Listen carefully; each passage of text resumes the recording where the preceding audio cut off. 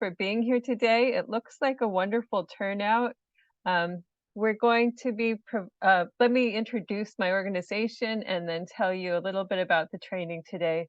I'm Teresa Comstock. I'm the Executive Director of the California Association of Local Behavioral Health Boards and Commissions. And we support the work of California's 59 local mental and behavioral health advisory boards.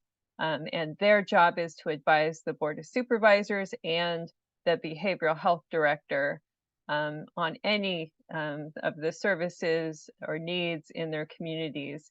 And they should be ensuring that the community is involved throughout the planning process. And I'm really pleased to introduce our trainer today, Dr. McKindley-Alvarez, who is, she has a degree, let's see, she's a doctorate in psychology. She is a provider. She's, I think, a program officer with an organization in Richmond, California that provides services. She has done trainings for law enforcement, and she's done probably 20 or more trainings for Cal BHBC, and we really appreciate her work. Carole, I'll let you go ahead and get started. Happy Wednesday, everyone. So I'm going to jump right in. We're going to first have the first part of the training talk about unconscious bias. So I'm going to share my screen. Interpreters, please let me know if at any point you need me to slow down, because once I get going, I kind of go. And so I want to be mindful of making sure that you're able to capture everything that I am providing. So let's jump in. Start this slideshow. We're going to, again, talk about unconscious bias, and hopefully when we are done, you'll be able to define it, you'll be able to identify it, also to look at what are microaggressions, and then have strategies of how to address unconscious bias. To start us off, here's a definition of unconscious bias. Bias is an inclination or prejudice for or against one person or group.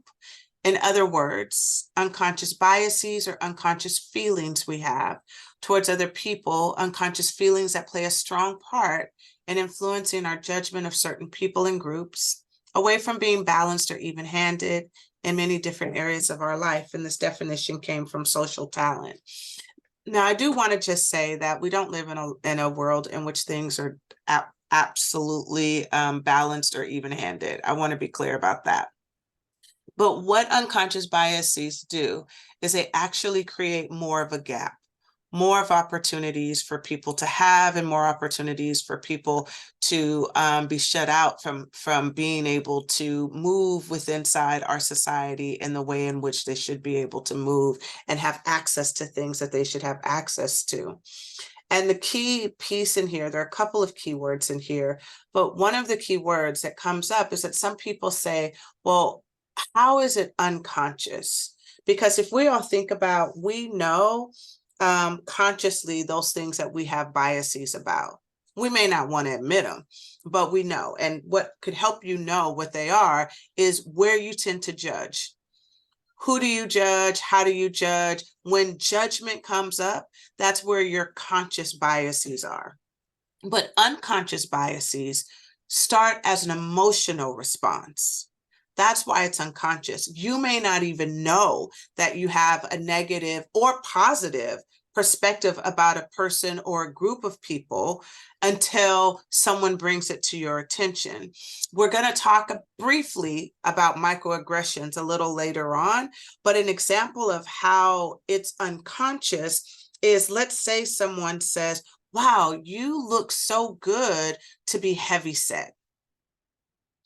Well, the way that that's an unconscious bias is they believe that they just gave you a compliment, but it shows that they have a bias against people who are heavier in stature.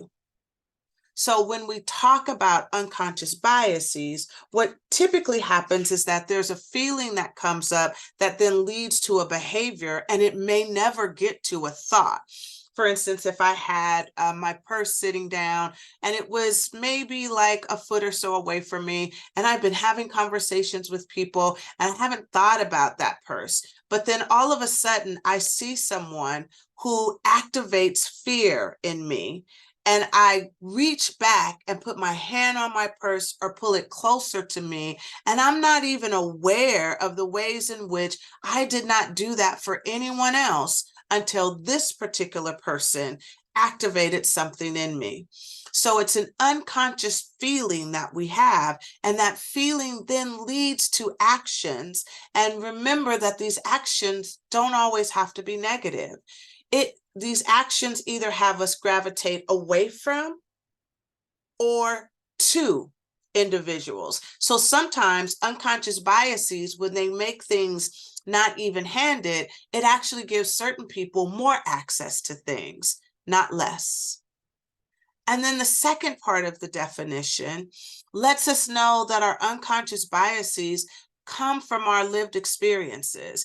It comes from everything that makes us who we are, those things we were exposed to, those things we weren't exposed to, ways in which people loved us, didn't love us, what we heard or didn't hear, our religious or spiritual backgrounds, if we have them, or lack thereof.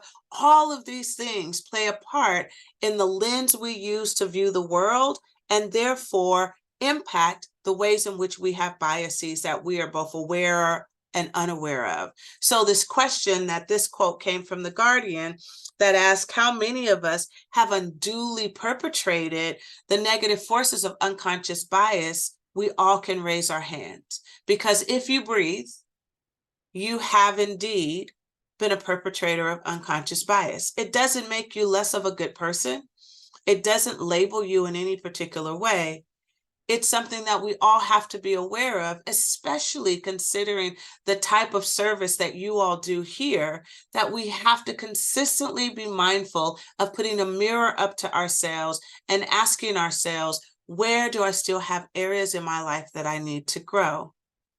Because research has happened, and the research that has been done by psychologists and other scientists has shown that even those of us who believe so firmly in equity, so firmly in equality, so firmly in inclusivity, that even those of us that fight for social justice on a regular basis are all prone to bias. It's unavoidable. And biases end up permeating every aspect of our lives. And it ultimately impacts those spaces and places that we spend the most time in, impacts our relational dynamics, it impacts our employment, it impacts our advocacy work, it impacts the people that we're charged to serve, the communities that we're charged to serve. That's why this conversation and this opportunity to be reflective is imperative, because what happens with unconscious biases is it creates fertile ground for us to unintentionally cause harm. But just because harm was unintentional, it's still harm. I tend to say that it's not the intention that is the thing we have to focus so much on. Not that we ignore intention, we don't. But it's the impact that we have to focus on. So here, this is letting us know that our unconscious biases, it impacts people's lives. And therefore, it's a mandate for us to have to look at ourselves and look to see where we have areas in our lives that we may need to deepen our exploration in order to bring things that are unconscious to consciousness. I'll pause there and see if there are any comments before I move into how our biases occur. Any thoughts or comments from anyone?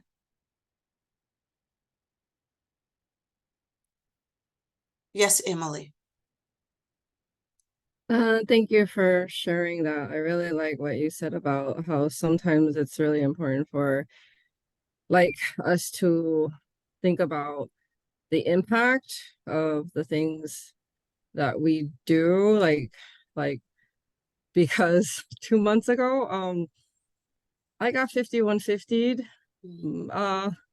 over a misunderstanding because the people surrounding me were not trained in knowing the difference between suicidal thoughts and a person having an action plan.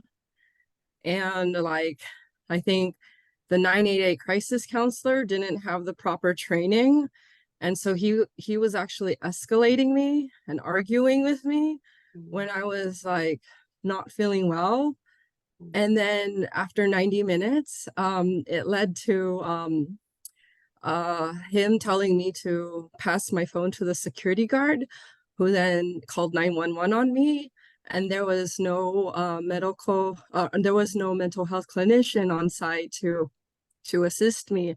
And then they hospitalized me against my will. And then now the healthcare companies want me to pay for my hospitalization. Like, how does that make any sense?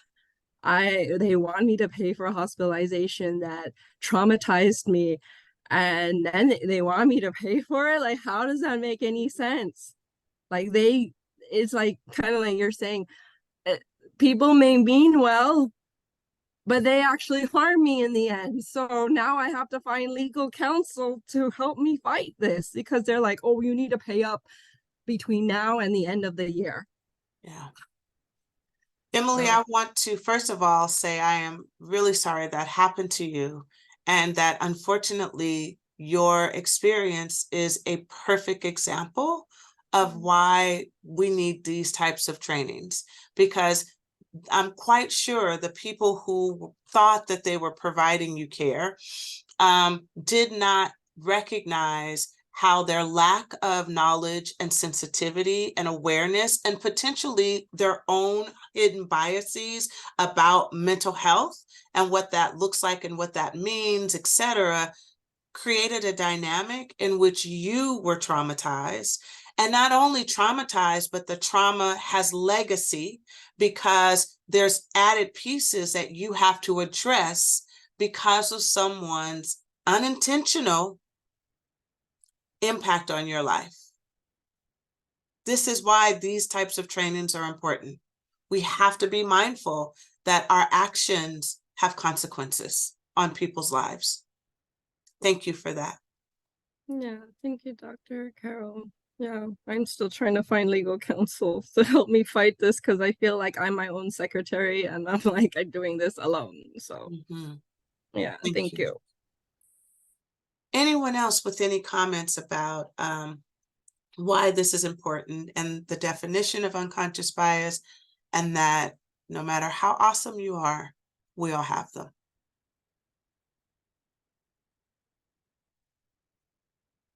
All right, I'm gonna keep going. So the question that comes up is, well, how do they manifest these unconscious biases? Well, there's a couple of ways that we'll talk about, but these are not the only ways. So one, our brain gets information from our senses. We have 5 senses. It doesn't mean that we all have access to our 5 senses, but we have 5 senses. And so information can come into any of those senses. It's so much information that our brain does not have the capacity to manage that amount of information coming in, or else we would never move. We would be standing still, sitting still, whatever it is, and never actually move. So what happens is, through our lived experiences, we have narratives that are created. So when the information comes in through your senses, it connects to those narratives, those pre-existing narratives that have been created in your life, which creates shortcuts. So you make educated guesses about things, even though you believe that the ways in which you're viewing the world and the ways in which you're navigating the world is based off of sound judgment. And of a lot of instances, you're making educated guesses because you're not able to facilitate all of the stimuli that are coming in through your 5 senses. It's why you could walk the same area every day and look at a tree and wonder, when did that tree get here? It's been there. You just could not manage all of that stimuli at that given time. So the only thing you noticed were the things that you were used to noticing, until you actually took a moment to step outside of that narrative. The problem with mental shortcuts, as this particular definition tells you, is that it creates incomplete pictures and it leads to your bias. Later, I'll let you know that the more we have a bias about something, conscious or unconscious, the more our lens, that's not literal lens, that's the perspective that we have, the more that it only looks to the things that affirm your bias. So once you have a negative thought process about a person or a group of people, you're more likely only to see those things that affirm it. And when you see something that falls outside of it, that's an abnormality. That's not something that typically happens. The other thing that contributes to us having unconscious biases are our social conditionings. It's the way in which we've been raised. It's what we've been exposed to, as I said earlier. It's the ways in which we've navigated the world, or lack thereof of navigating the world. All of these values, norms, and customs, they all have created, again, my word that I love to use, fertile ground for unconscious biases to happen. The things that you like, you didn't just wake up one day liking those. It was part of the social conditioning. Some of it is genetic, by the way. Our taste buds, it changes over time. It's genetic, right? But there are things that happen in our lives that we become accustomed to them. And from that place of comfortability, they become norms for us, and we don't challenge them. They just are. Again, another place for unconscious biases to show up. Now, this exercise I'm going to have you do, you're going to do it just amongst yourself, will help to kind of illuminate this thought process around mental conditioning and social conditioning. I want you to answer two of these three questions. So the first question is, what defines my perception? I've already answered that question for you with the next two questions. So I would like you to answer the next two questions, which are, who am I and what do I value? You're only going to answer it between you and you. If you choose to write it on a piece of paper, if you choose to be artistic and draw, if you choose to wrestle with it in your mind, it's all up to you. But I do want you to answer these questions for yourself. The first one, who am I? It's who you are today, because it'll evolve over time. And even today, if you woke up on, a little grouchy side of the bed, then who you are today, you probably don't want to say too much about that. But I want you to answer this, and you might be prone to use descriptors. If you use a descriptor, I need you to define it.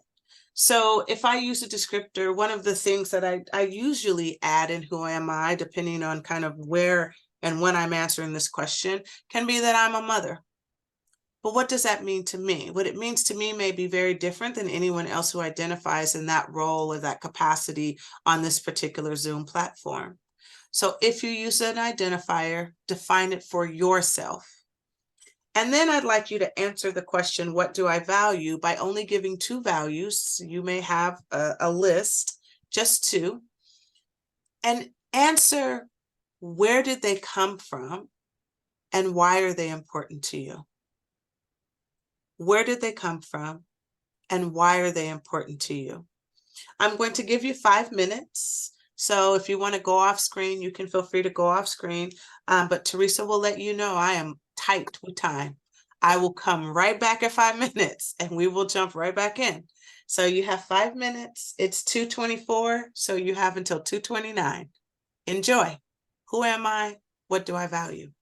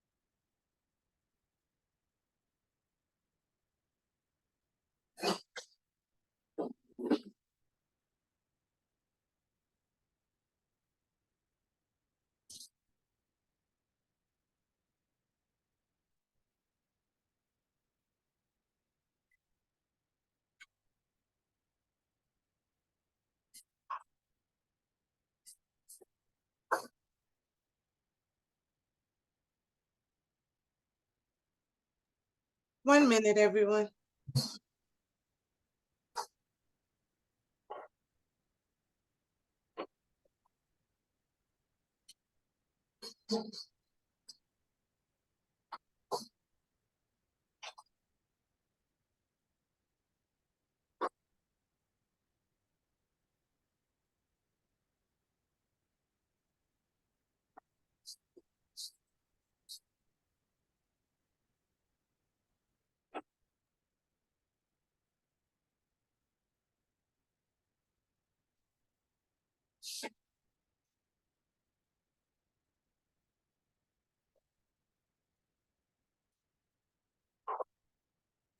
All right. Let me see if a couple of people want to share what you wrote. We'll keep the comments brief because I'm mindful of time and I know we started a little behind schedule. But let's see if a couple of people would like to share what you said about who you are and what you value.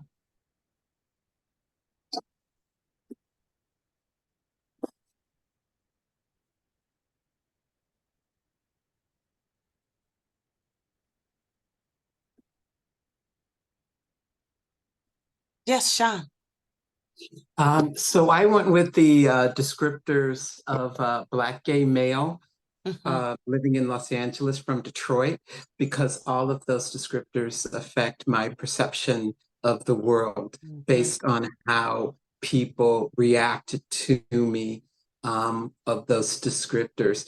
And what I value is kindness, both from other people and uh, to give it to other people as well. One of my side hustles is I work hospitality at Dodger Stadium, and I really enjoy when I can, like a woman was looking for a water fountain the other day, and she's like, I've been all over the stadium, I can't find one. I said, let me run in the back and get you some water.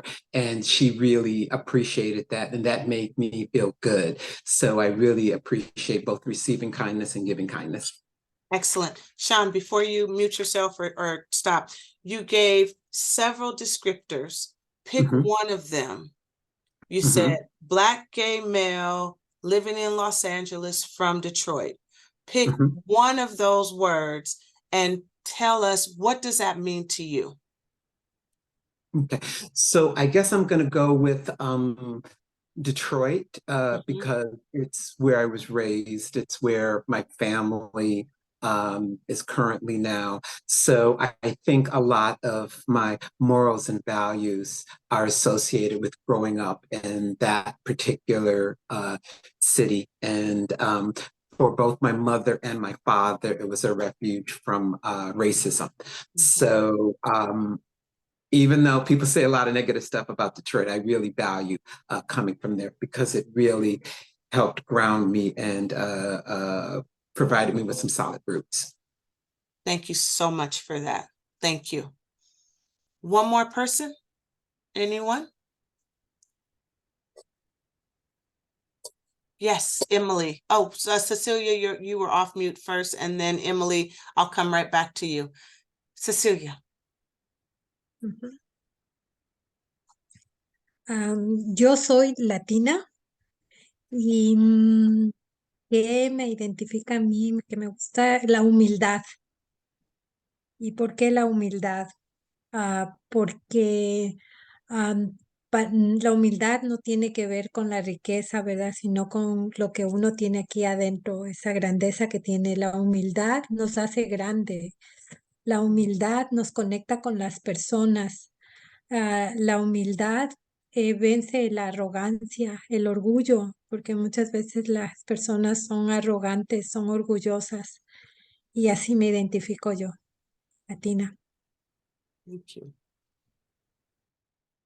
Thank you. I really appreciate that because I'm quite sure that there were other people who also may have wrote down or thought for themselves humility. And I wonder how close or similar your definitions are, and how you unpack that definition really helped to say not only like I define this as, but it said a lot about you and what you bring to this thought of humility. Thank you for that. Emily, and then I'll connect it all and move us on to our next slide. Emily, how did you answer the questions? Who am I? I am a Taiwanese American social justice advocate. Values that I appreciate are character, because a lot of times I feel like people believe that they're better than other people and they are like have these letters behind their name or before their name, and they feel like they have power over you, and so their voice matters more than yours, so I appreciate people, because Martin Luther King Jr. has always been my role model since junior high. And he says, I dream of the day when we are not judged by the color of our skin, but by the content of our character. Mm-hmm. And so I appreciate honesty, empathy, peace, compassion, in addition to humility, authenticity. Mm. Thank you for that, Emily. So I want to just point out that if you heard Emily, Cecilia, Sean, the things that they articulated, even the things that they may have used as descriptors and then unpack them, but also their values and how they spoke to their values, you would not know these things by looking at these three people. This is the thing about unconscious biases. Unconscious biases get us locked in optics, what we think we can see, literally see, or for some of us, we may not have the capacity to see. So what our other senses make us believe about people, what we hear, what we taste, what we can feel, right? What our other senses make us believe about people, and it limits us right there. And then biases set in, and we never move from those biases because we never get this moment that these three individuals so graciously gave us, which was unpacking a glimpse into who they are. And that was just a glimpse. There's so much more to all three of these individuals.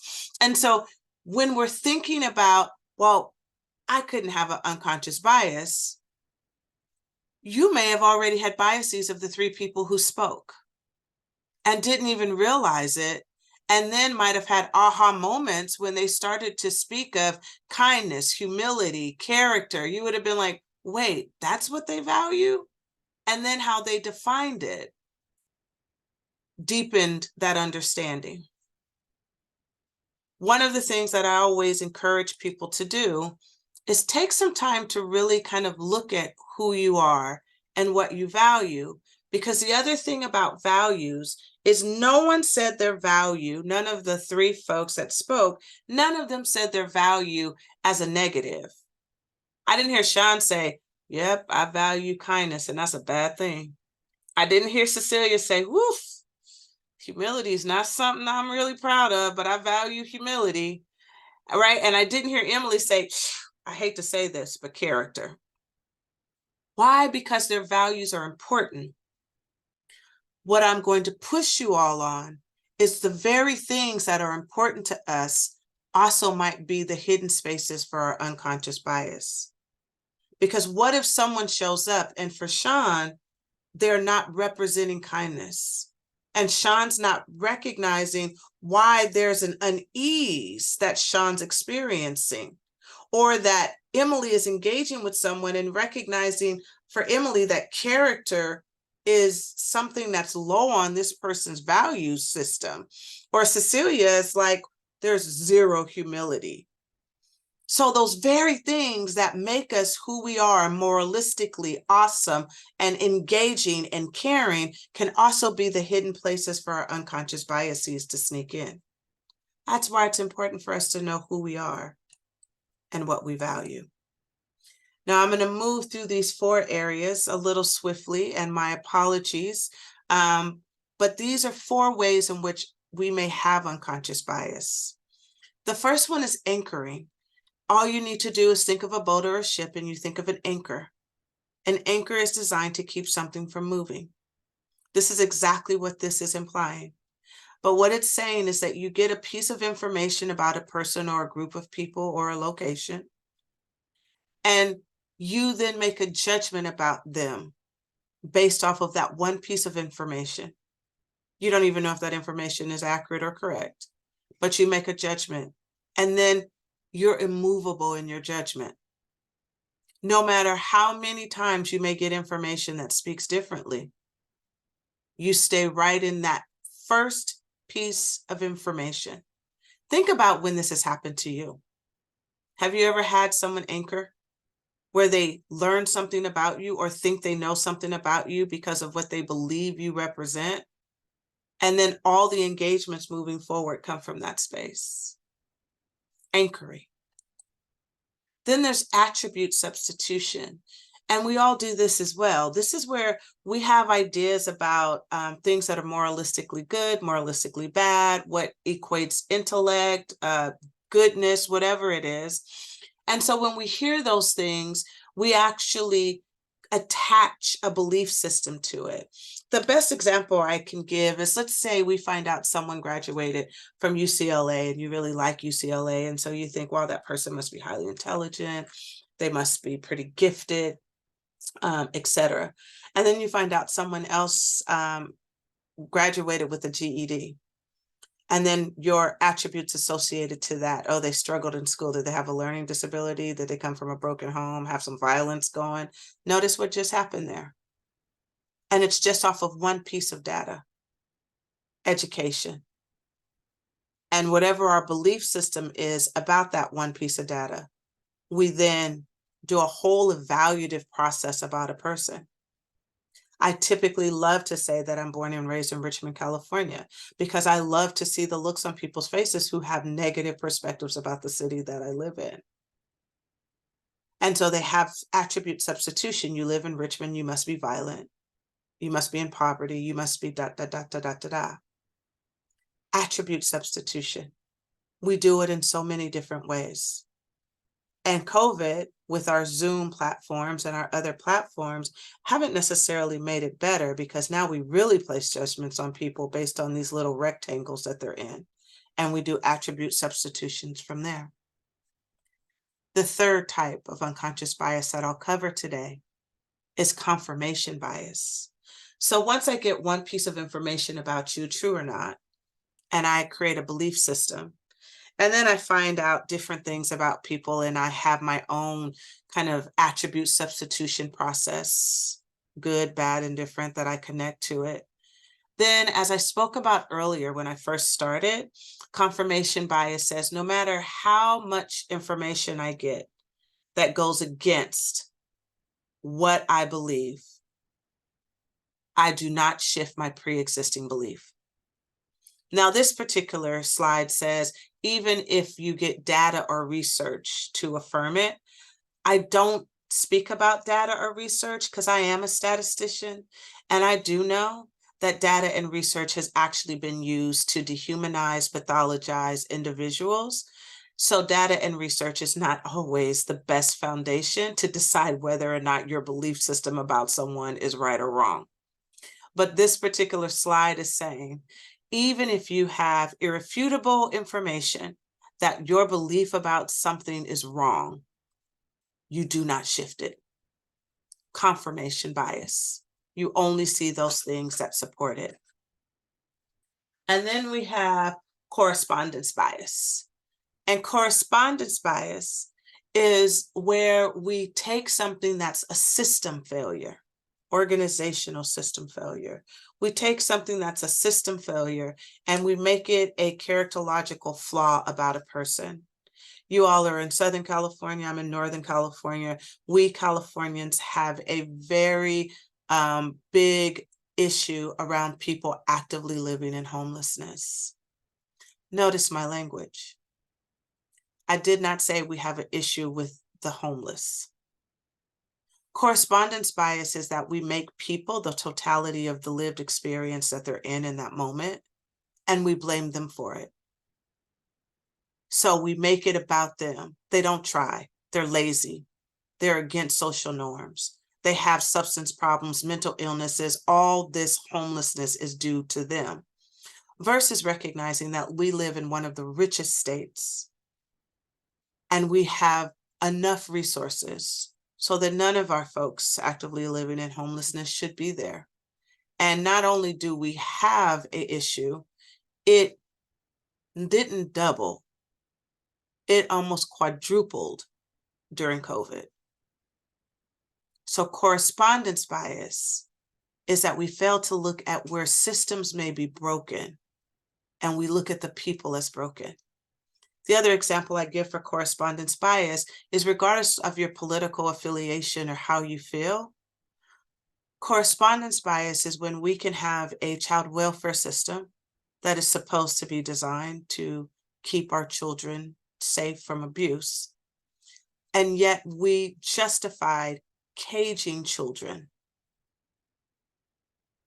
and said it was because of immigration.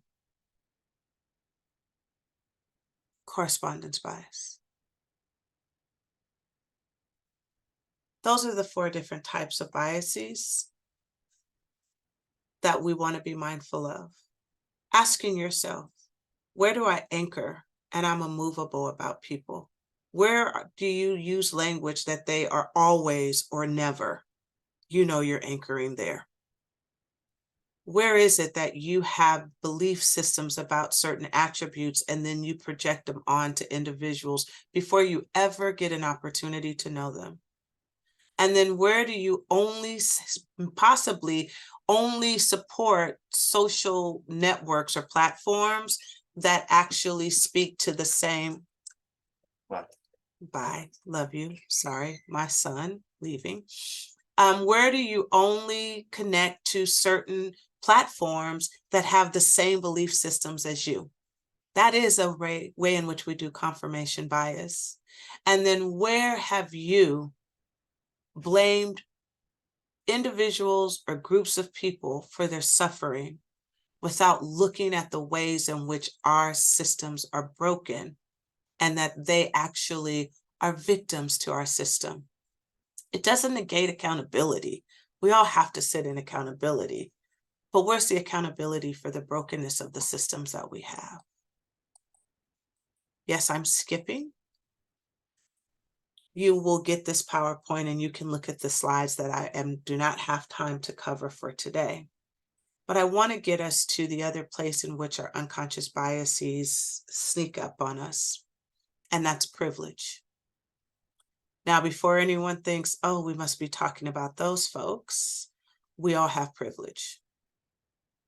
And Peggy McIntosh, who's known for her research around racism, talked about privilege being an invisible package of unearned assets that I can count on cashing in each day, but about which I was meant to remain oblivious. Today, when I talk about privilege, I am not simply talking about race. There's earned and unearned privilege.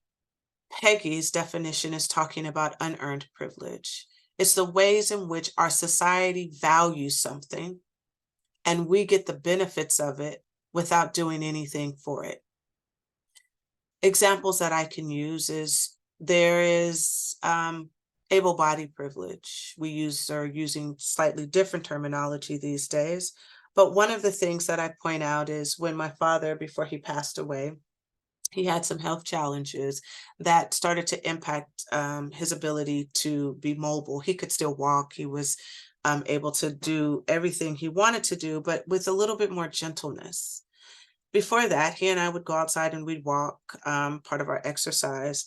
But afterwards, I realized that I had to start to pay attention to where there was an incline in the sidewalk, where there might be a crack, where there might be an uneven pavement.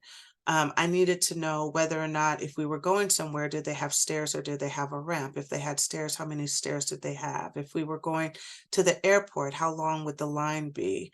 And how far would we have to move to get from one place to the other in the airport? How big is the airport? Where is the access to wheelchairs, etc.? When we would go to eat, I'd need to know how close or far the bathroom was because when he needed to go, he needed to go. When we were out and about, I needed to know if there were any chairs or if it was going to be a long amount of time of standing.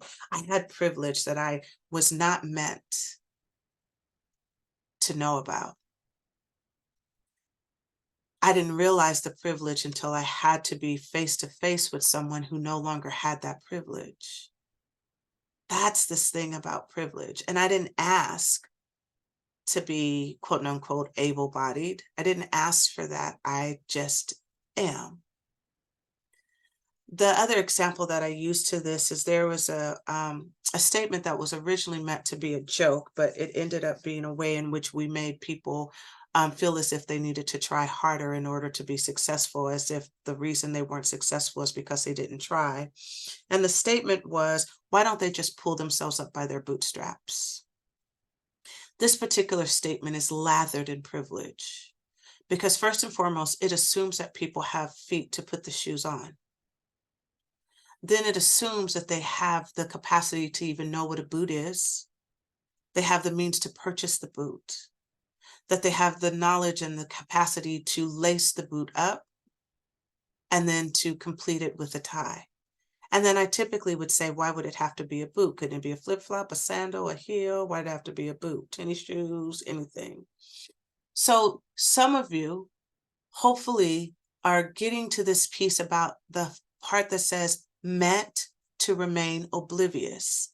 How many of you have ever heard that statement and thought about the fact that it invisibilizes people with disabilities? It invisibilizes people who may not have had exposure to certain types of shoes, that the capacity to learn, to lace, etc. How many of you thought about that, or did you just simply think it's wrong because everyone does not have the same access? That's the piece about meant to remain oblivious. That we all have unearned and earned privileges, that we walk around thinking that you have the job that you have the resources that you have the income that you have, whatever it is, because you're just awesome. And you all are very awesome. But please know that it's on the back of unearned privileges that you have earned. I came from a two-parent loving home. I came from a home that valued education. I came from a home that I would learn how to be in school settings to learn, and therefore I could take and pass tests. You do know it's a skill of how to do school. You just don't wake up to know how to do school. Therefore, I was able to get an education. I was able to move up and to get a doctorate degree. Did I work for my doctorate degree? Absolutely. But am I clear that I had unearned privileges that I had nothing to do with, that put me in line to be able to move successfully through my educational experience? My doctorate degree is earned. All of the blessings that I had in my life are unearned. Privilege. And then even in the areas where I don't have privilege, one of the areas is that I identify as Black. In our society, it's not a privilege.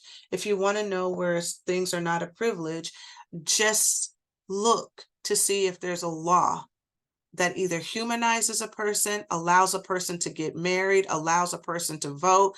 I can go down the list. They're usually not the privileged group. That not being a privilege, I still have advantages. I'm a fair-skinned Black person, so I get access to things that my darker skinned fellow brothers and sisters do not get access to. Privilege. Is it Anay with your hand up? A-N-N-A-Y.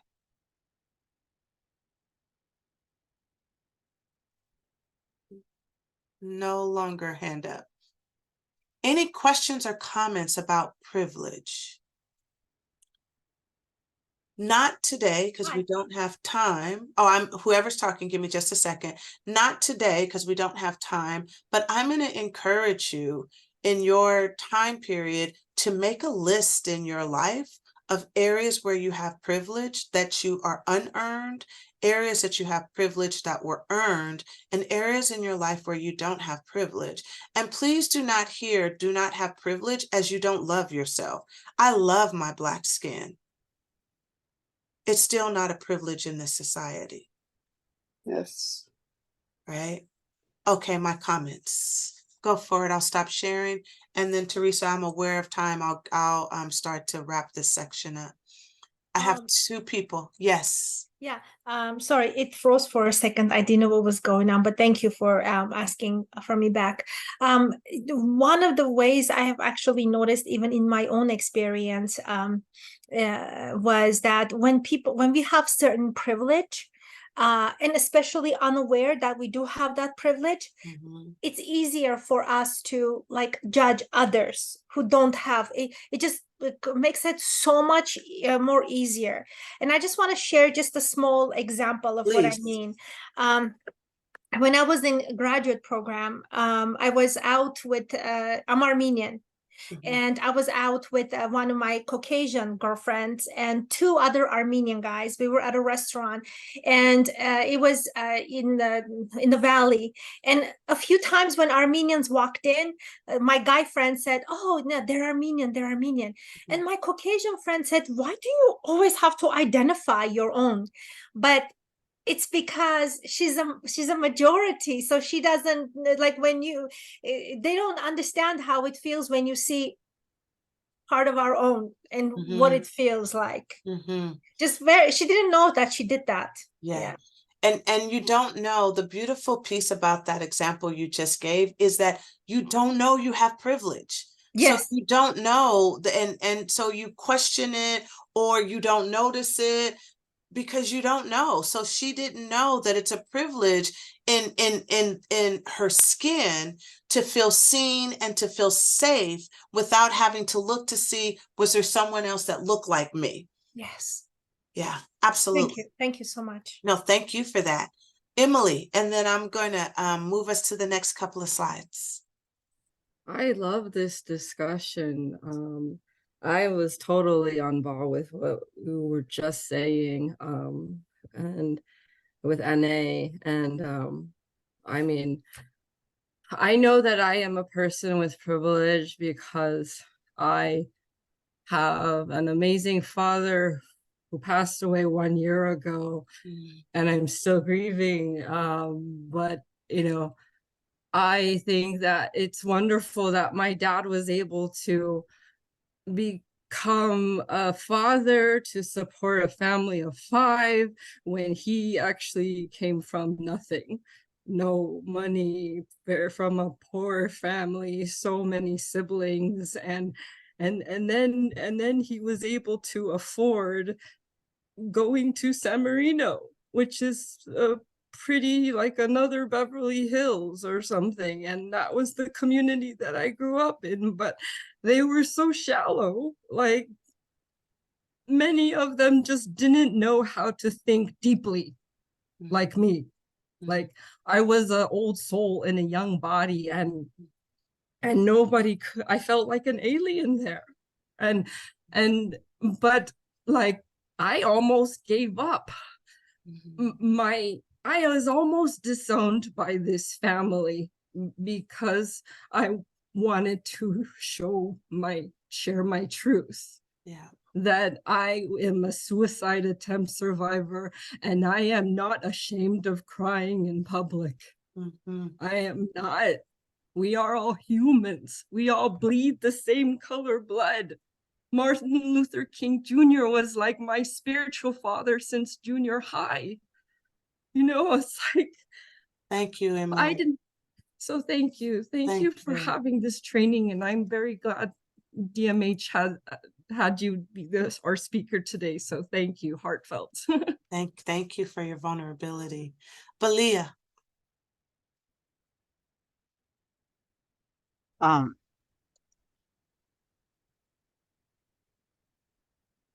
Hello.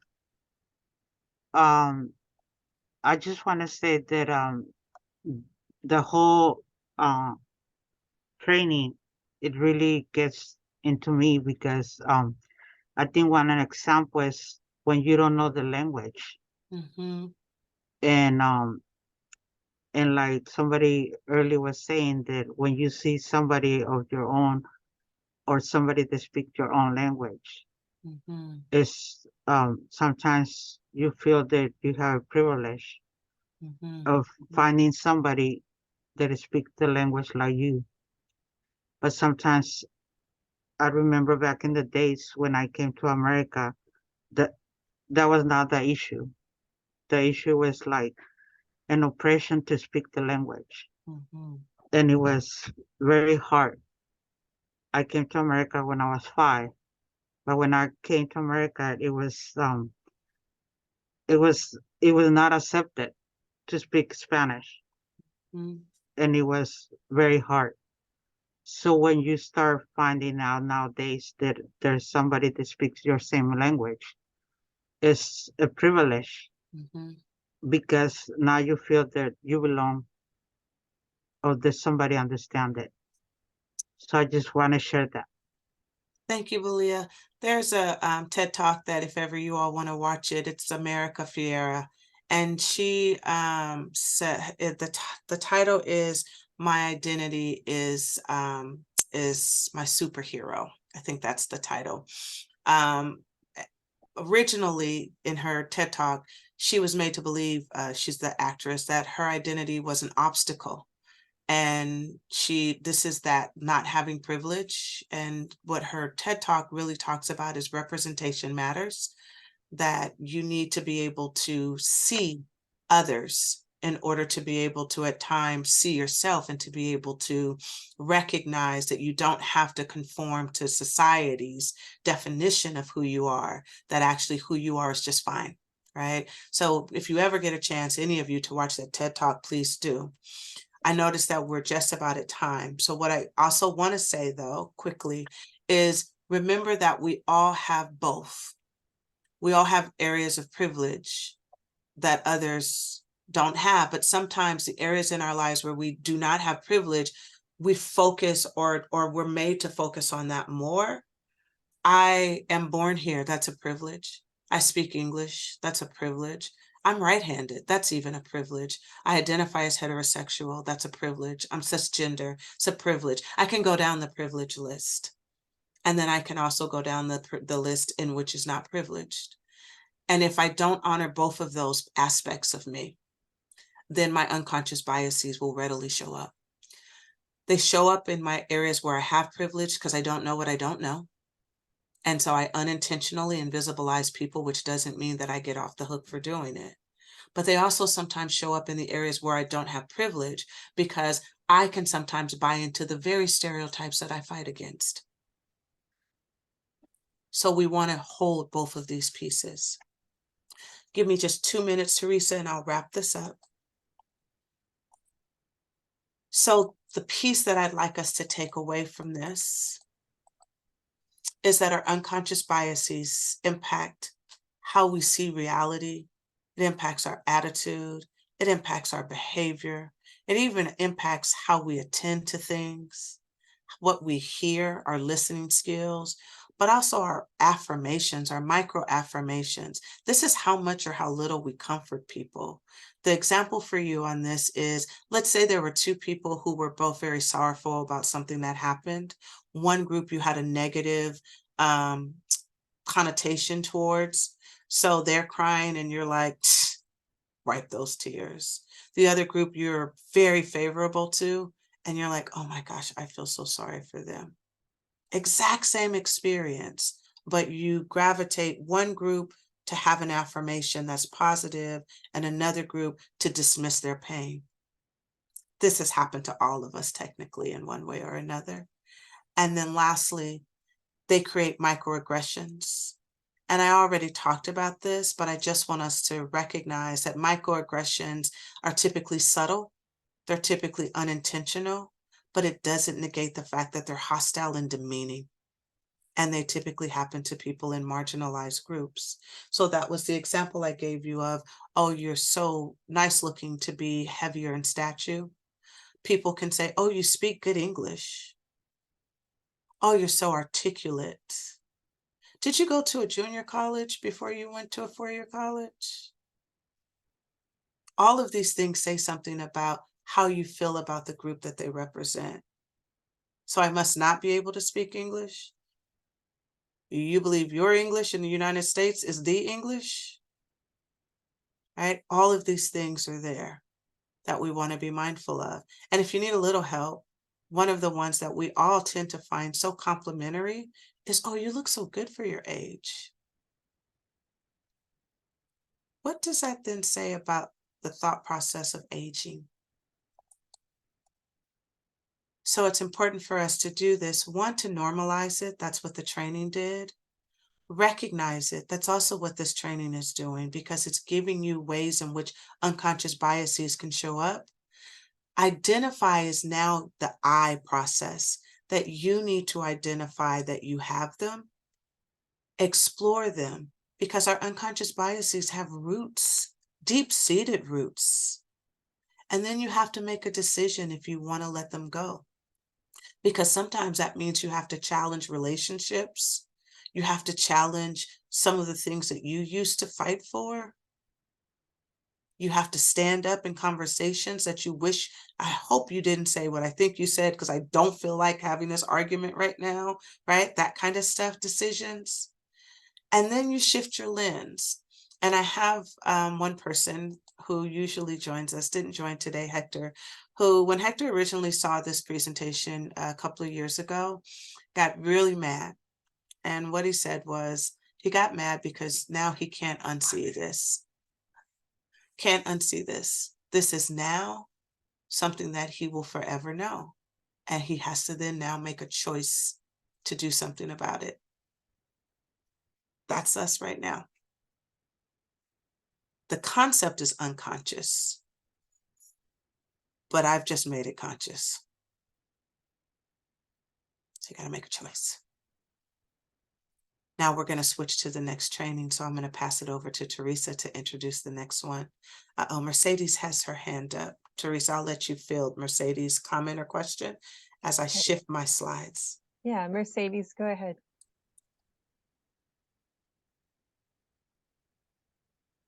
You're on mute. We can't hear you. Yes, there you go. Yes. And what they said, I am aware that who I am because I learned my wisdom and my mistakes in the 12-step program. And this 12-step program for me was the best place where I've been. It's amazing. It's the same literature, the AA, but they're a different topic. And my supervisor, I am the leader for the Latino community support groups for Latino community. And we have it, the literature say, knowing the people before you judging them. And I thank God, you know what they said, this training is remind me my lecture where I was doing my homework for the 12-step program because I buy the book, workbook. Thank you, Dr. Alvarez. It's my pleasure to listen to you, and your presentation is excellent. Thank you. Thank you. Thank Thank you. you. Thank you. Okay, as she goes ahead and gets transitioned into the next PowerPoint, I want to thank you too, Mercedes. That was a good comment to get us into the next part of the session. There are a couple of major concepts that I really want to highlight for you to be thinking about during this training. One, always remember that you are experts in your own experience, and that experience is valued and important. The department staff need to hear it. The LA Mental Health Commission need to hear it. And we want you to be thinking in terms of what kind of recommendations can you make, and use a process where you are working together as committees in order to determine what are the priorities that you really want to advise on, and use a process that together you can be making committee decisions and helping the LA Mental Health Commission with their own recommendations that they'll make Yes. to the Board of Supervisors and the Behavioral Health Director. I've been participating for so many years in mental health. And now they're making the ideas or proposal for the next budget. Excellent. I want to make a proposition for Latino community. And I sent to Dr. Guzman how I can allocate the money for we have the conference every year, but not in a headquarter building because we don't have an expansion there. I suggested Dr. Guzman, we can make it the conference California Endowment Center because the different environment, and we don't disturb anybody who working upstairs because it's the only one level, California Endowment Center. So I want a discussion that with Dr. Guzman, and I allocate some money for Latino community for the super groups in Spanish. We make it that for so many years. Thank you, Okay. Teresa. Good. I'm glad to hear that. And Dr. McKindley-Alvarez will go through what are the requirements of the department in terms of events and, community engagement. Yes. And talk about, there's cultural requirements also. And I want to preface this presentation with, we will be using a term that the state still has in place called cultural competence. And I think that term may change because I think people realize they're never going to be competent. But what we will try to do is just explain what the department's requirements are, and it's moving toward maybe a different term. Maybe it's cultural relevance or responsiveness. Those types of terms might be more proper. And then we'll talk about some tools that the staff can use that we want to encourage, as long as it's culturally appropriate, to use, like listening sessions or engaging new community groups in order to have more participation from the community and open up more areas where we know that people are unserved and underserved. So let me hand this over back to Dr. McKindley-Alvarez. Thank you, Teresa. And thank you, Mercedes, for making this so easy motion to move over here. So I'm going to, let me just pull up my screen. I'm going to have this conversation. It is going to feel like we just kind of shifted fast over. But know that this is a really important presentation because this is a training that happens to the boards, or not the boards, but to the staff, behavioral health staff. Sometimes we also do this, well, we do this, not sometimes, to the boards and commissions. But it's really about the importance of community engagement. And that community engagement is a part of this particular funding that we're going to talk about, because community needs to have a voice of how funds are used. And a lot of times funds get used in ways that aren't always representative of the community.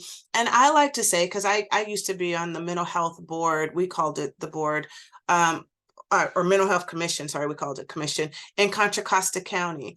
And I know that sometimes mental health boards and commissions and the behavioral health staff or mental health staff, whatever the language is for your counties, can be pit against each other, and it can create a lot of othering. And it's not helpful, because collaboratively, these groups are supposed to be serving the communities. And so I want to be just thoughtful about, there are times in which things just start to happen that's really just, we did it last year, we'll do it again, because people get so busy and so overwhelmed. And that is not why this particular funding was created. So we're going to talk about what are the planning requirements just in general for a behavioral health agency. We'll talk about the tools and best practices for utilizing these specific dollars that we're going to talk about, the community planning dollars, and then also some of the recommendations that are typically given to behavioral health agencies around how to create listening sessions that invite the community voice in, so that it doesn't just inform the process, but it leads the process, right? So there are a couple of requirements. I'm not going to go into these requirements in great depth. I thank Teresa for noting that. First is cultural competence plan. Those of you who have ever heard me do a training before know how I feel about the word competence. We can never be competent in our own culture, better yet anyone else's. So I am glad to hear that this is being shifted, but there is a responsibility for behavioral health agencies to have a cultural plan, that depending on the outcome of the EQRO, that there may be performance improvement plans that need to occur. And then this is the third one, the one that we're going to talk about today, is the MHSA community program planning. But this is so that you can know that there are 3 requirements for your county agencies, in case you weren't aware of that. The first one gives the details, because again, this one is being updated. I'm not going to go through the cultural plan, because this is being updated as we speak. And then again, there's a performance improvement plan only if there's something that comes out of the EQRO that needs to have that. And here, this is where we're going to focus our time. So we know that there are MHSA dollars. This came from Prop 63. So we know that there are MHSA dollars, and that one of them is the CPP, Community Program Planning. I really appreciate the way in which Teresa makes sure that the slides give the words first, so that we're not just throwing out acronyms all day. So this is the Community Program Planning, and it is a part of our Mental Health Services Act. There are a couple of pieces that are really important for the community program planning. And it's the 3 that are listed here, that there needs to, in the mandatory participatory process, there needs to have an assessment that's done, so that you're looking at the county's current capacity to serve individuals with the behavioral health agency. You're making sure that the populations that are served are defined. And this becomes important, and I'll mention this a little later, but we have a lot of populations that get invisibilized. And they get invisibilized because they may not either make up a large number, or because of their own cultural experiences.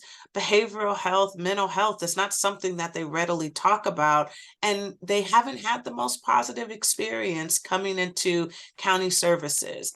And so we want to make sure that we're defining the populations to be served in a very comprehensive way.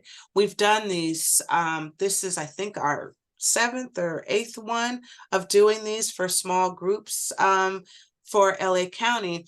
And we've had the privilege of talking to all the groups, and every single group is invisibilized, whether it's this particular group, whether it's the LGBTQIA2A group, whether it is the Native American, the Indian group, whether it is the African American group. Like, we've gone on and on and on with these groups, and all of them are like, hello, hello, hello. So defining the population is important.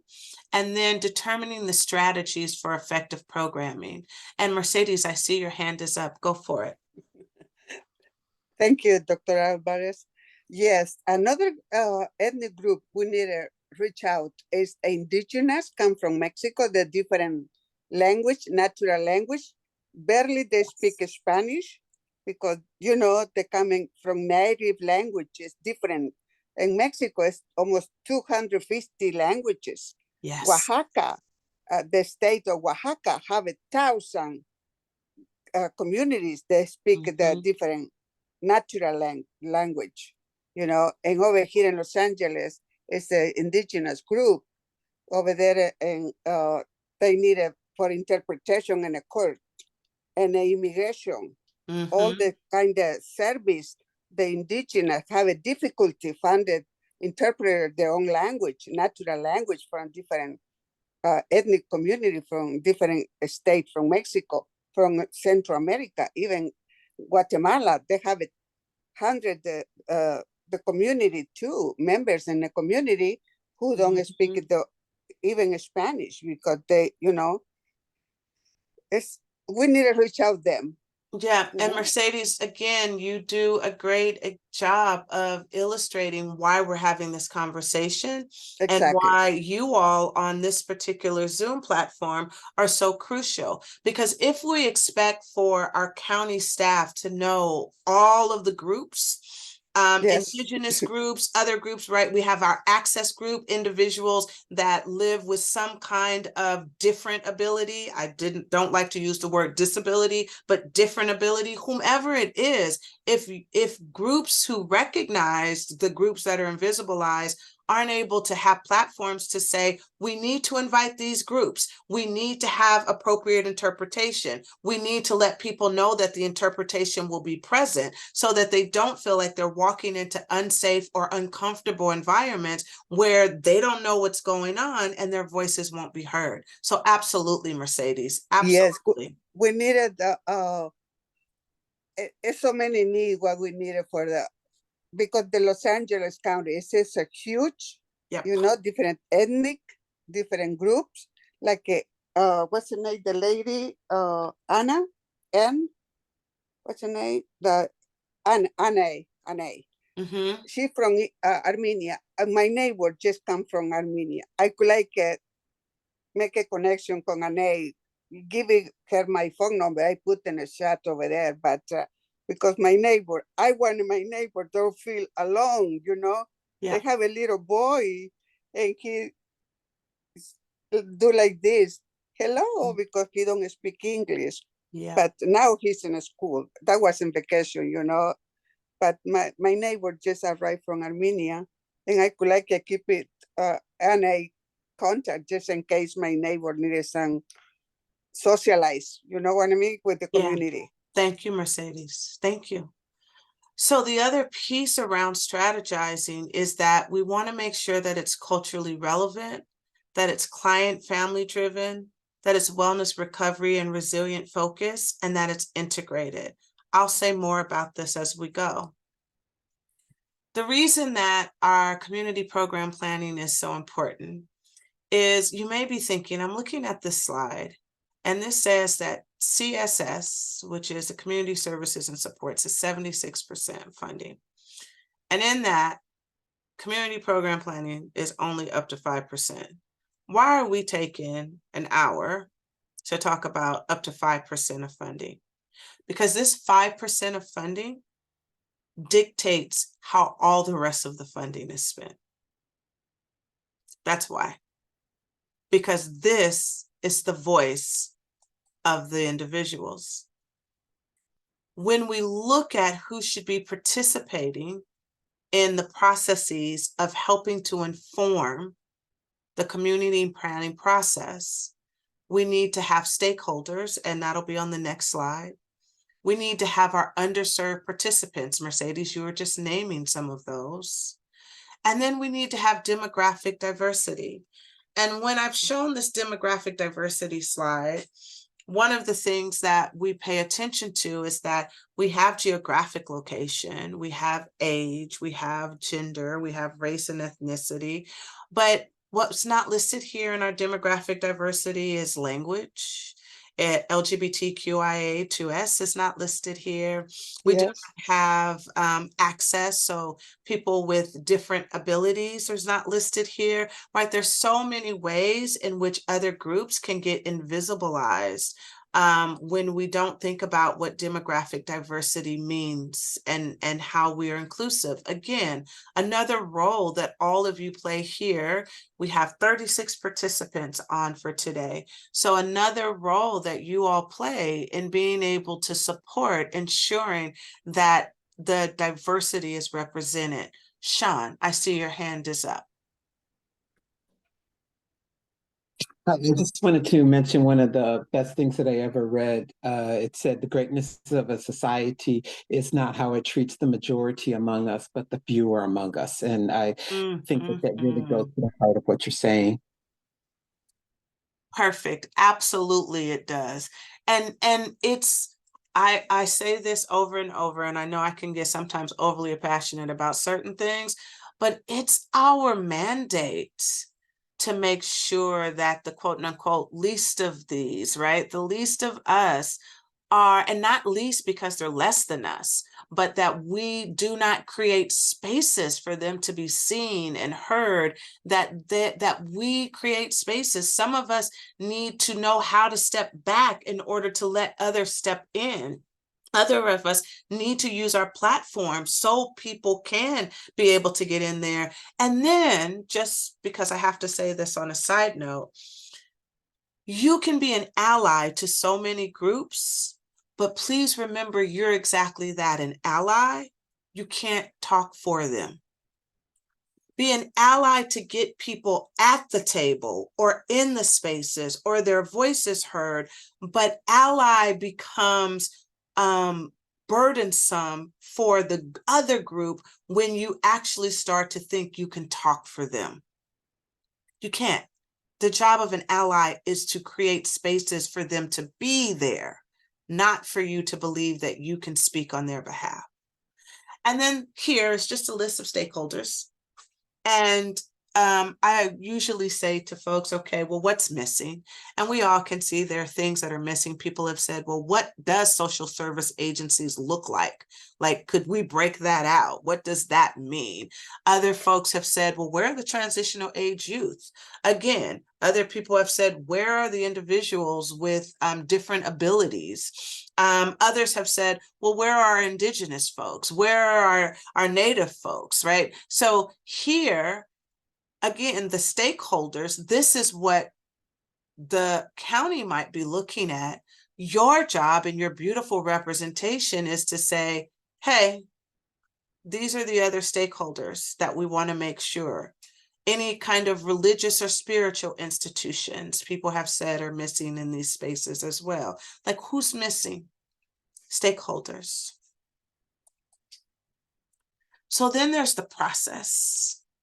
And the process, I'm going to jump into the process, but one of the things that is here, and we had the privilege when we were working and meeting with the Native group that there were participants in there that were actually a part of creating the Indigenous Wellness Cohort. And we had a beautiful conversation about what Indigenous means. And that, you know, Indigenous is bigger than what we tend to think. And was this particular wellness, was it for all Indigenous, or was it for American Indian? Like, what was this? And so the point, though, of this particular outreach flyer, which is an outreach flyer for a wellness cohort, is really to show that when I start to talk about outreach, which I'm going to talk about for the community program planning, you really want to make sure your outreach speaks to the people that you're trying to attract. Because people are not going to come if they don't feel seen. This is an example of, we got to think outside the box in order to make sure that we are welcoming people into the spaces. All of us here, every single one of us, because remember, we all have areas in our lives where we have privilege and areas where we don't. We all have experienced moments of invisibilization. And we are less likely to revisit the places in which we felt invisibilized because it didn't feel safe. Well, it's important that when we create the community program planning process, that the spaces feel safe so that people will not only come, but they'll also bring other folks too. So in looking at best practices for how to do this process, the CPP process, the first process is there needs to be a review of what currently exists. What's currently funded and how good is it? This is something that the behavioral health staff should be doing. So of course they should be looking at the accessibility. They should be looking at, does what's offered meet the population's needs that are represented? And a couple of things that came out as we've done these trainings is, who's evaluating this? Like, are the people who actually have been utilizing the service get to say whether or not they've been treated with dignity and respect, that it's culturally responsive and relevant? And is the evidence base actually culturally appropriate? Because I am a, as I said, statistician, I've done research, and the bulk of research, if we're all not clear, happens in institutions, not within inside the organizations or within inside the communities in which we then enact the evidence-based services on. So who's saying whether or not this is a culturally informed evidence-based practice, trauma-informed, peer providers, and not just they include peer providers, but that peer providers are a significant part of the team. We've had folks get peer positions and they've not been treated as a significant part of teams. Has the community defined the evidence-based practice, and is it wellness focused? And then sustainability. Are the programs sustainable? What are the gaps or the barriers? And then looking at performance outcome data. How well are these programs doing? These are the things that you all could be helping your behavioral health places with as well.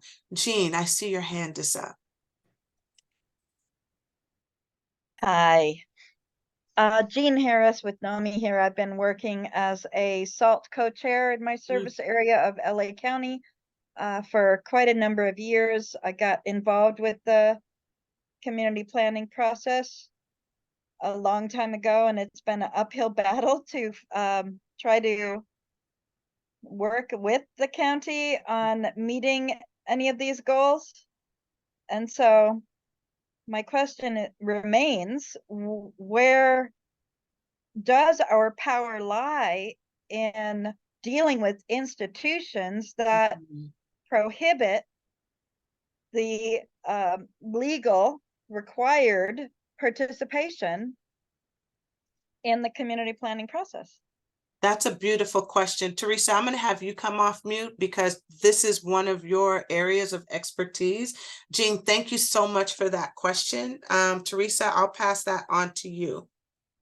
Right. I think this has been an issue, throughout California, where a lot of the behavioral health agencies have gotten maybe into the practice of providing maybe a community forum that was open to all, but only the people that were familiar, maybe their contractors or people that their contractors currently served might be participants. So they would do community forums or they might do surveys. But they weren't really getting to unserved and underserved communities, and they weren't hitting that much of a variety of stakeholders. So, I appreciate it was the Department of Mental Health for LA that reached out and wanted to do these trainings. And so, I think that there is a shift. I think we're all growing up, both the stakeholders as well as the staff are growing up to understand what would a good process be, so that it's meaningful when stakeholders make comments, and what kind of processes can your committees do, your SALT committees and your cultural committees? How can you work together in order to make substantive recommendations? So it's not just a one-off from individual people, but it's thoughtful and it's looking at, you know, where are the gaps and barriers and challenges, but not only that, where are the successes and can we scale those successes? Mm-hmm. Thank you for that answer, Teresa. And to just validate that, Jean, it is indeed an uphill battle. And one of the things that we push for is that when we are trying to shift a system, it's a heavy list that at times can be so daunting and feel oppressive. And simultaneously, consistency is the key. Staying consistent and continuing to push is the key. So thank you for that, Teresa. Once the assessment has been done, what's important is that the issues are identified, but I also say the strengths are identified. Sometimes the tension that happens between behavioral health staff and boards, commissions, and community is that we rarely take the time to actually collaboratively appreciate real successes and not, you know, sometimes we want to just kind of promote certain things because we're like, we need to put a checkbox by that. But real successes, where is healing happening? Where are lives being impacted? Where are people being able to see something different in their lived experience? So not only should this tool be used to identify issues, but it also should be used to identify real successes. Then where the successes and the issues are identified, there may need to be some research that's done to further unpack, like, what do we need to do in order to better serve the communities? And then there's advisory that needs to happen from that. And then we get to these listening sessions. And the listening sessions are crucial because the listening sessions, again, are where the voices should be uplifted and space is created.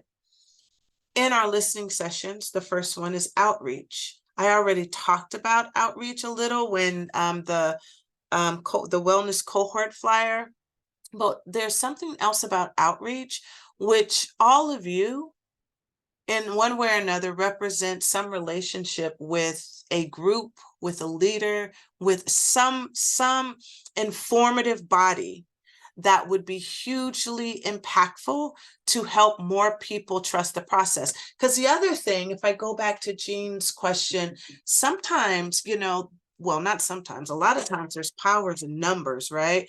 The more voices we get out. I used to go to some of the listening sessions in our county and there'd be like 6 people.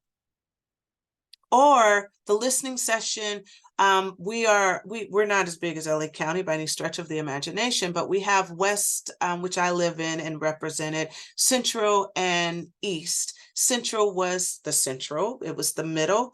And so most of the listening sessions happened central. So what happens to the folks in the West and East County? And then if they happened in West County, the West County itself is broken up by Central, by North, by South. And so therefore you would need, for multiple reasons, to have listening sessions in all of those spaces. If you really want to engage the community, you have to make sure that you're doing it in a thoughtful way. Heather. Thank you. Yes, I just wanted to add to that because we had a project in the Underserved Cultural Committee for the East European Middle Eastern Committee last year, well, the year before last, right, where we were doing listening sessions. And what we discerned was that we had a great plan in place, and but the community, because of stigma, because of other communal issues, weren't open to group settings. That conversation.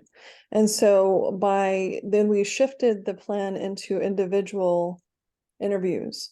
And by doing so, we interviewed 150 different people, and the interviews lasted anywhere from 2 to 4 hours. we got a wealth of information, but we had to shift to make everybody comfortable. Yeah. Because the idea of a listening session sometimes, sometimes, it is not just cultural humility that we're striving for. Sometimes it's ethical humility, in the sense that a lot of our plans are written toward individualism and not collectivism. And then we fail to realize the nuances of the stigmas and all the things that exist. And so I felt very fortunate in our community that we are a very tight group and that we were able to shift and make those shifts.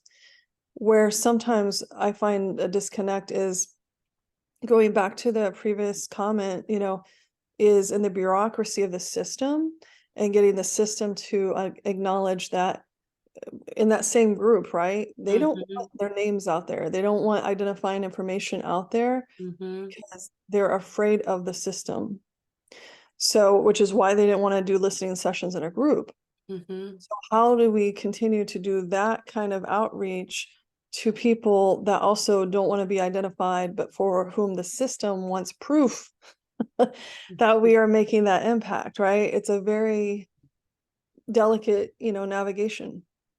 It also illustrates the necessity to be able to pivot and have the resources to pivot, because there was an original plan. That original plan didn't meet the cultural or ethical needs of that particular community.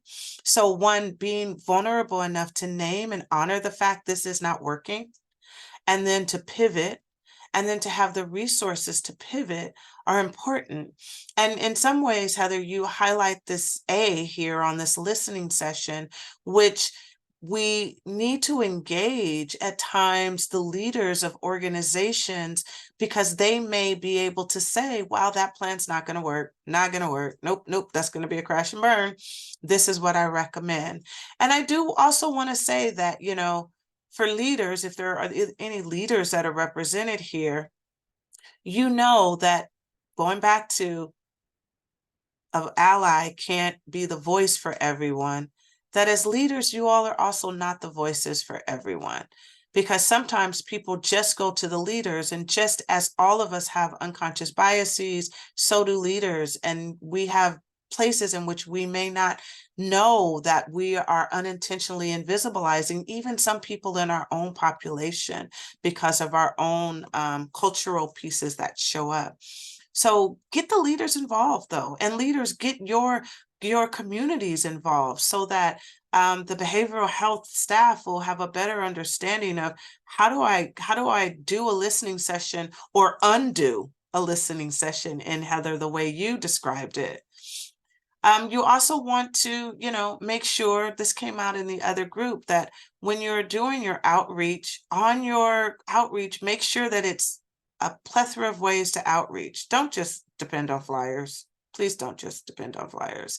And even on those flyers, if it's going to be accessible, make sure it's clear how it's going to be accessible, so that people know that they will be able to access this information in the ways that's going to fit whatever their needs are. The last thing someone wants to do is, let's say, come in a wheelchair and not be able to actively engage because no one made sure that was something that they thought of, or someone who does not have the capacity to hear that there's another device in which they are able to make sure that they're getting the information just like someone else. Interpretation services. There's, in what Mercedes said, we all know this, that there's more than one dialect, right? So how do you hold the spaces for that? Again, when you get some of your community organizations involved, they have resources, they can help.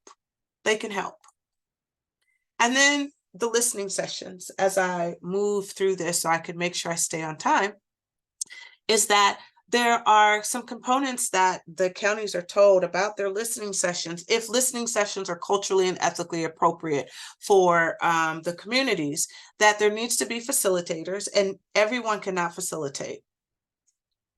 It's a skill set to be a facilitator. I just need to name that out loud, that, just because you may be good at one-on-ones doesn't mean that you understand the dynamics of facilitating a meeting. So people need to look at the facilitator guide. They need support on how to facilitate, etc. The room needs to accommodate all of the various cultural needs of the individuals that you are wanting to welcome in. Notice this recommendation is that if groups are appropriate, that the groups are no bigger than 6 so that it creates a dynamic for conversations to happen. That there are opening remarks from the people who are going to be facilitating this and the people who have worked together to bring it. So if there's a person who's a leader in the community or of an organization, along with the mental health or behavioral health staff, that they started off by letting people know why they're there. Now, hopefully they already know why they're there. The outreach information should have been telling them why they were there. No one should be coming with surprises. And we also don't want to fall into the Eurocentric framework that expects people to be able to think on the fly, that they get there, you tell them why they're there, and then all of a sudden they're prepared to share their stories. That's not how it happens. We need to give people plenty of time to know exactly what it is that we want from them. And so this is just a reiteration of whatever was in your outreach, that this is what we're going to be doing. This is why we're doing it. This is how we're doing it. And then after it's done, there's closing remarks that happens. One of the things that I say about the closing remarks is people need to know what you're going to do with their information. They need to know that in the opening remarks, but they also at the end need to know next steps. No one wants to give their feedback and just hear, thank you so much for coming. Right? Here's a gift card. Thanks. No, they want to know, how is this information going to impact the system? Are you going to give us feedback to let us know what the other listening sessions, the trends that you came, the decisions that you made, how those decisions links to what you got out of the listening sessions?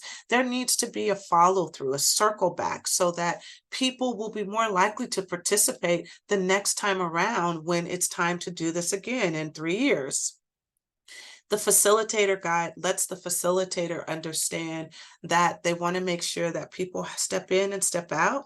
That means for me that no one's taking up too much space inside the small groups, that people are being encouraged to listen and not react. We all know that, unfortunately, we represent individuals that have experienced different levels of oppression. And when you've experienced different levels of oppression, part of the ways in which the systems that we navigate function is that they pit people who are experiencing oppression against each other. The reason that I mention that is that I might be in a listening session and feel like, oh no, Mercedes is getting too much play. I need to chime in because Mercedes' needs might be more important than mine. Oh, here goes Sean again. Nope, got to get in there. And so here is an opportunity to say, we need this space safe. We need this space for you all to feel comfortable. We're not competing with each other. Everyone's story matters. So we ask people to listen and not react to someone's story, because my story is my truth. It's my truth. It may not be your truth. You may have had the perfect experience with that particular organization, but that this is my story. And the stories are going to be just that. They have beginnings, middles, and ends, because we want people to be able to kind of see within inside their imagination kind of what happened and what made this successful and what made this a challenge. The facilitator should also make sure that people know that they are automatically asking for permission to interrupt, because they may need to redirect, they may need to clarify, or someone may be going over their time limit that they've been given to speak, and they need to close that person out. And then there needs to be notes that are taken, and the notes are both so that people can feel heard. Like that, I tend to say MI skills here is important. Motivational interviewing skills, reflective statements back to people. Yes, I that is what I said, or no, that's not by any stretch of the imagination what I said, right? And then there's conduct inside the listening sessions. And this again goes back so people can feel safe enough to be in the space. So this, we already talked about that we would be asking people not to react in the groups, but that they're listening. One person speaks at a time, or right, this is assuming that I'm verbal, so it may be speaking, it may be writing, whatever it is, but that one person is engaging at a time. That I'm focusing on my personal experience. I can't tell Jean's experience.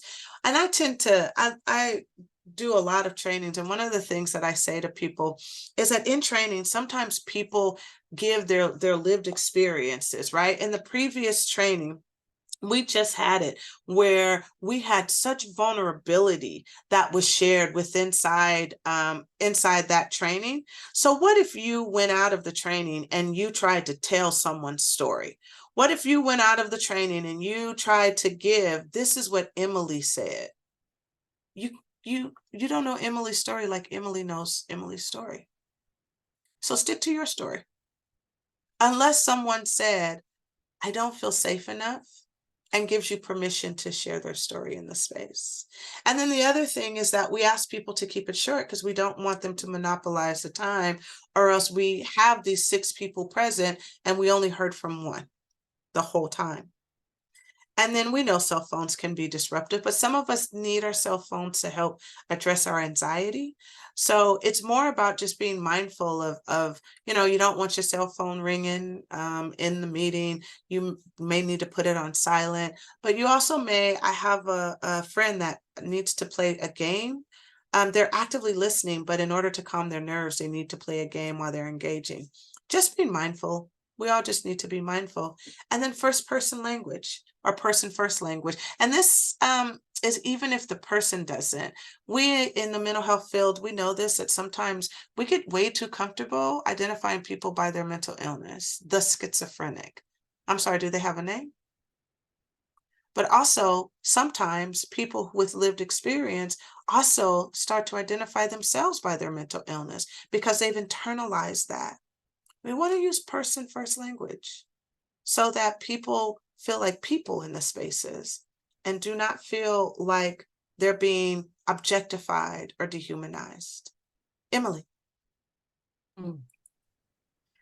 So one thing that I have always emphasized in my many years with NAMI is to try to persuade family members who are caregivers for their loved ones who have mental health conditions, use first person language. I think it was John Nash, who was the genius mathematician who was labeled with schizophrenia. He was a genius. He was a genius who happened to have schizophrenia. That was his invisible disability.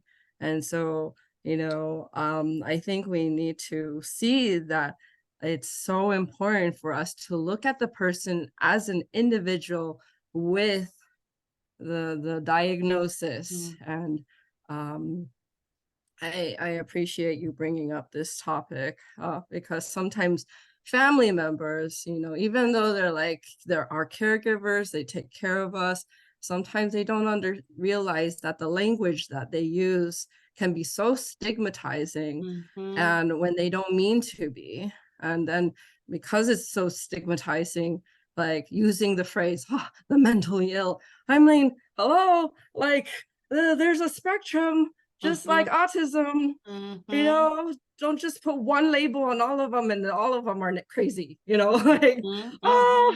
So assessment is very important, and person first language when we're describing the person that we are trying to help.